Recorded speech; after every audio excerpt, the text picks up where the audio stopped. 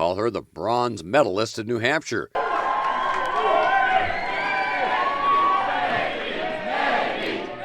Minnesota Senator Amy Klobuchar coming in third in the primary, a position many pollsters didn't predict. So much in politics is about seizing the moment, and Amy Klobuchar is having her moment. Klobuchar has been making inroads for a while now, last fall taking big steps to distinguish her candidacy from her Democratic rivals who at the time polled ahead of her.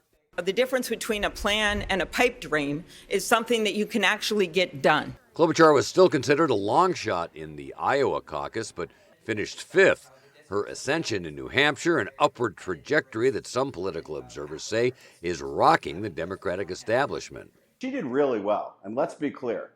You know, Sanders got 26, Mayor Pete got 24, but Amy got 20, which is more than double of her next closest person, which was Senator Warren.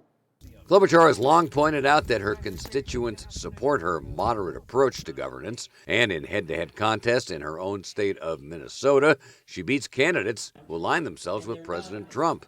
This question of electability, a page from former Vice President Joe Biden's playbook, who has yet to prove he's a frontrunner for his own party's nomination.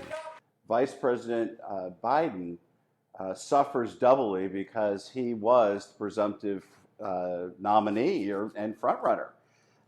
And so the fact that he did so poorly in both Iowa and New Hampshire doesn't bode well for his future. And if history is any indication, finishing first in Iowa and New Hampshire is not necessary to eventually clinch the party nomination. In 1992, President Bill Clinton came in fourth in Iowa and second in New Hampshire. It doesn't mean these contests don't hold significance. History shows that if you don't place higher in New Hampshire, you don't do well outside in later states. The next step for all the candidates still in the race, appealing to the more demographically diverse states in the contests ahead.